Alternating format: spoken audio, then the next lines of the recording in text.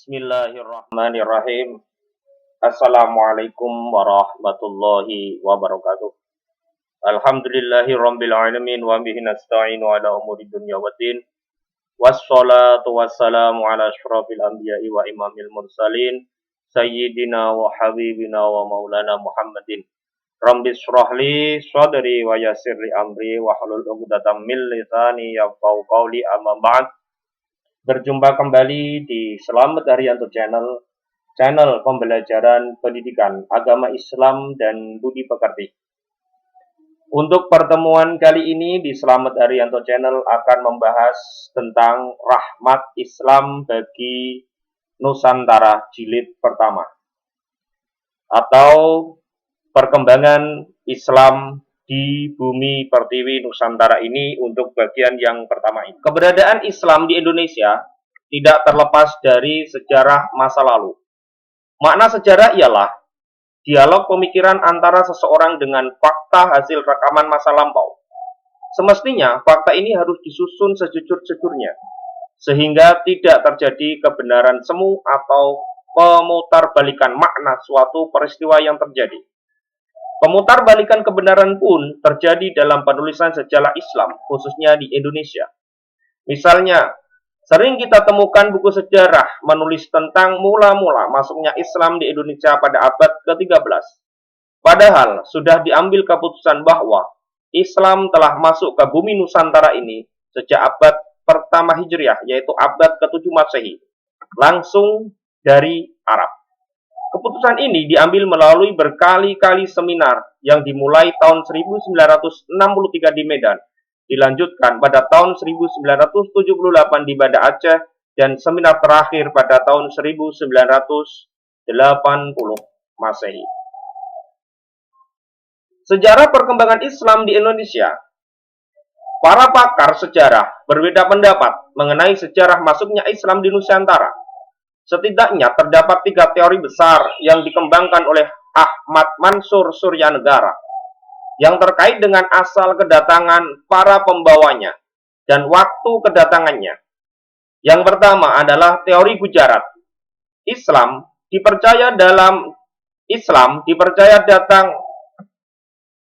Yang pertama, teori Gujarat. Islam dipercaya datang dari wilayah Gujarat atau India melalui peran para pedagang India Muslim pada sekitar abad ke-13 Masehi. Ini adalah contoh peta jalur Gujarat atau jalur sutra pada saat itu yang dibawa oleh pedagang Gujarat. Jadi dari Gujarat menuju ke Samudra Pasai, ke Banten, ke Surabaya atau ke Gresik, sampai ke Makassar, Ambon, sampai ke Ternate dan Tidore.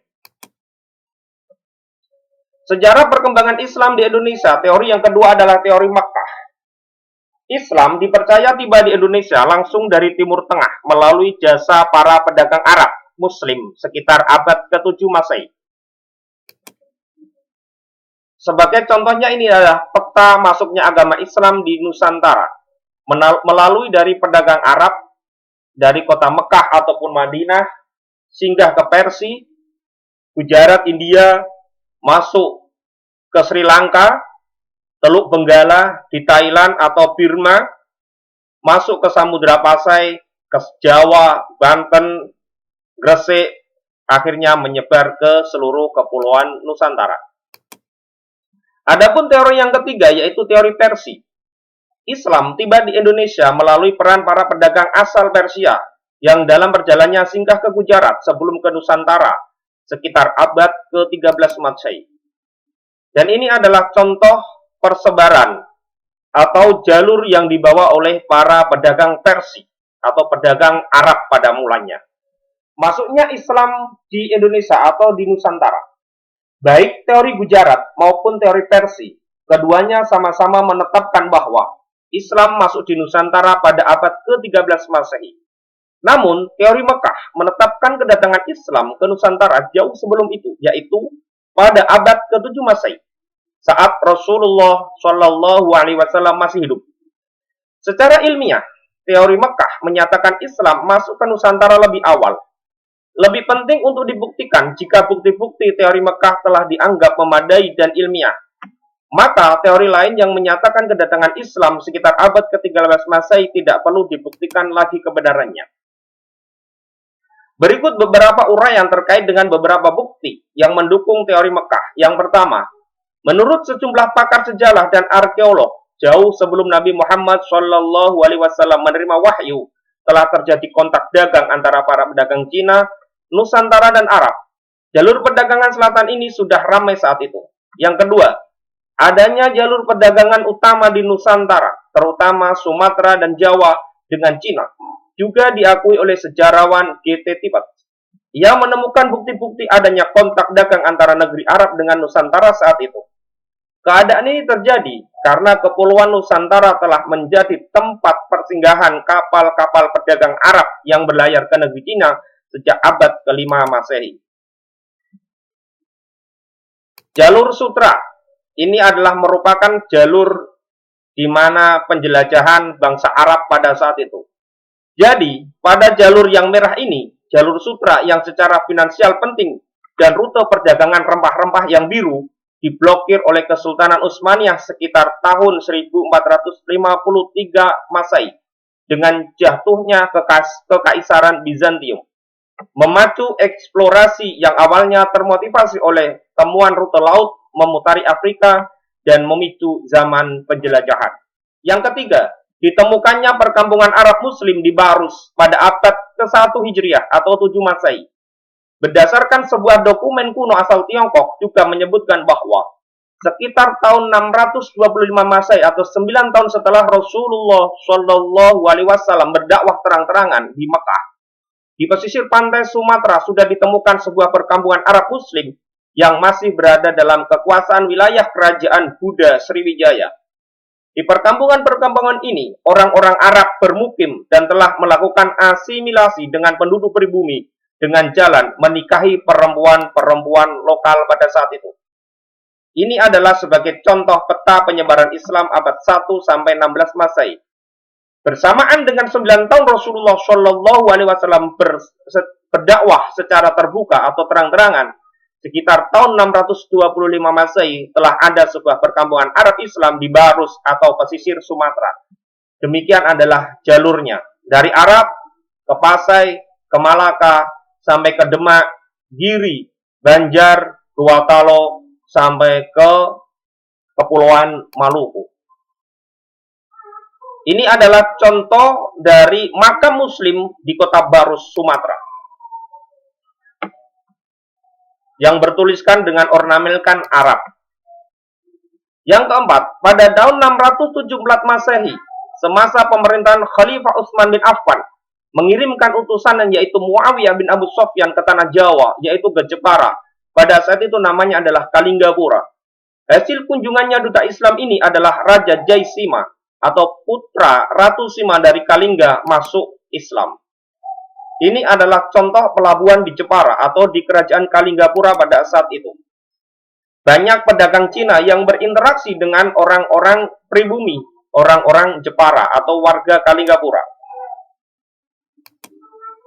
Ini juga terlihat bahwasanya banyak pedagang Arab yang sudah berinteraksi dengan penduduk Kalinggapura pada saat itu.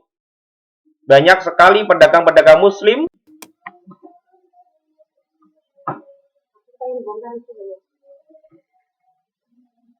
Teori yang keempat, ditemukannya makam Fatimah binti Maimun di Laren, Gresik pada abad ke-11 Masehi, yang berarti jauh sebelum itu sudah terjadi penyebaran agama Islam, terutama di daerah pesisir Sumatera, karena yang menyebarkan Islam di tanah Jawa adalah para mubalik dari Arab dan dari Pasai.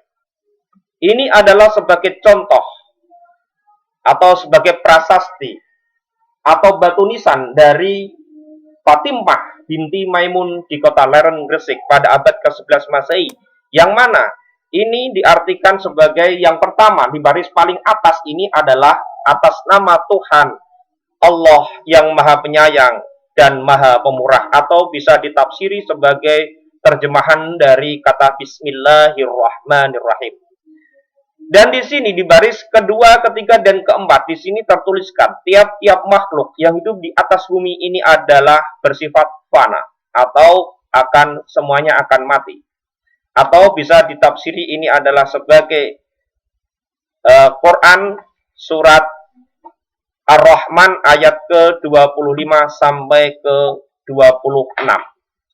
Yang ketiga, tetapi wajah Tuhanmu atau Allah yang bersemarak dan gemilang itu tetap kekal adanya.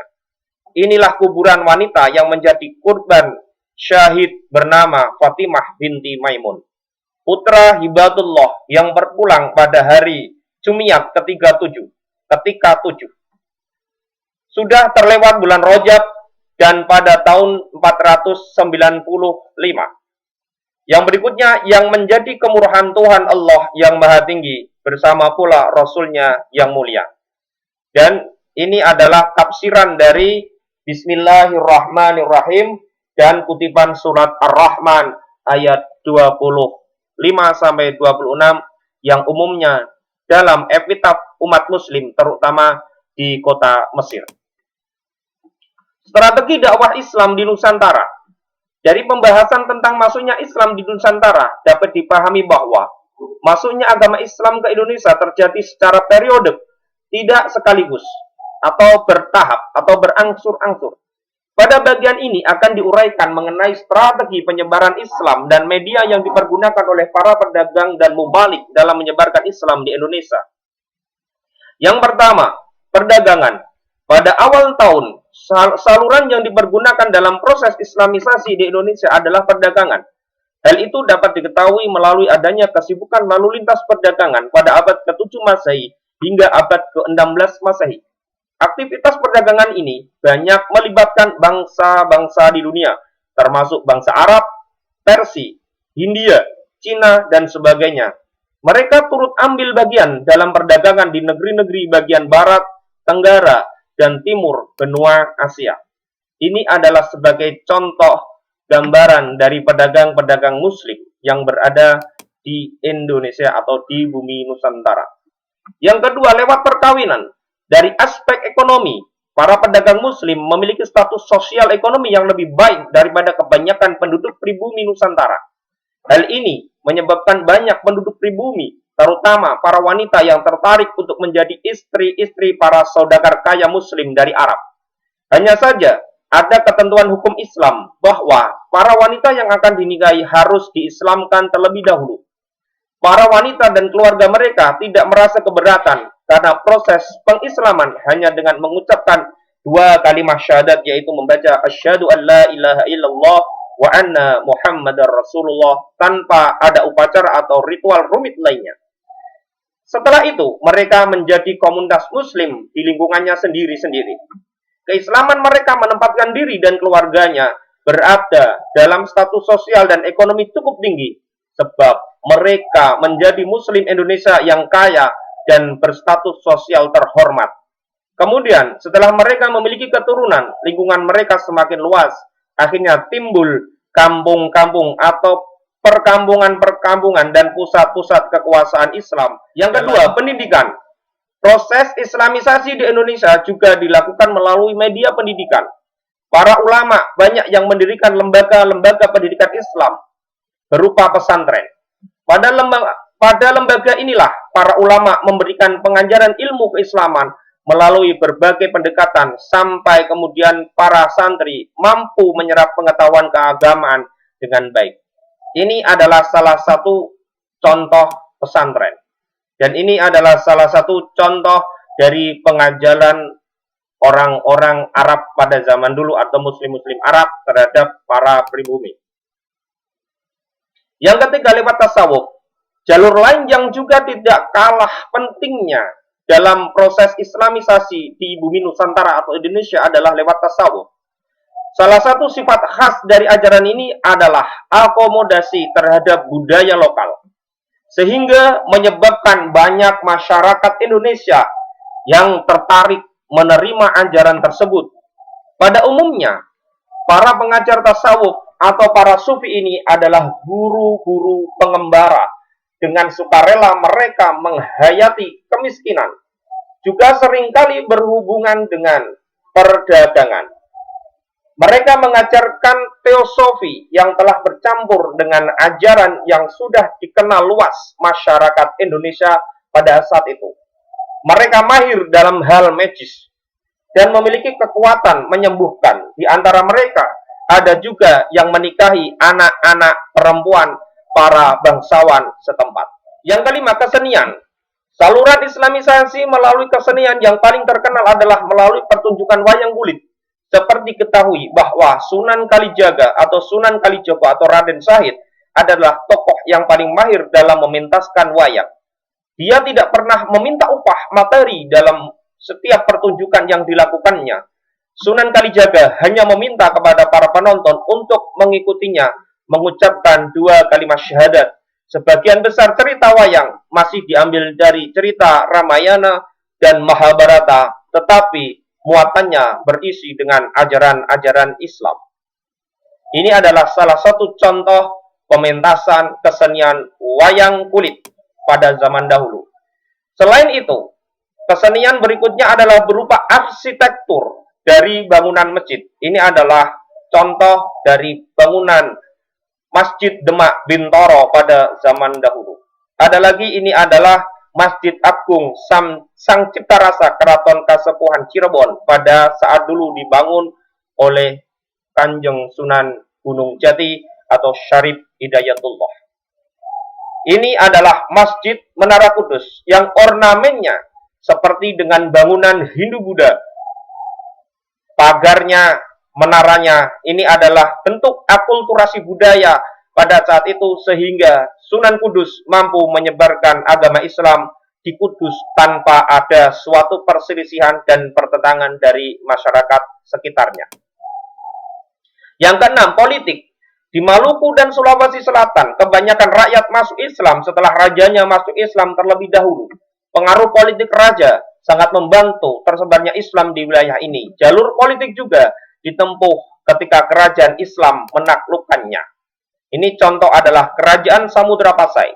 Kerajaan Samudra Pasai terletak di Aceh dan merupakan kerajaan Islam pertama di Indonesia. Kerajaan ini didirikan oleh Meurah Silu pada tahun 1267 Masehi. Ini adalah contoh dari kerajaan Islam Demak pada saat itu di dekat Masjid Agung Demak.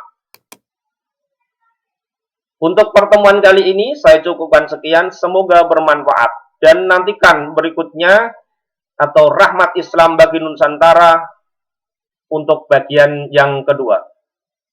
Semoga bermanfaat fi dunya wal akhirah wal afu minkum billahi taufik wal hidayah summa ridha wal inayah. Wassalamu alaikum warahmatullahi wabarakatuh.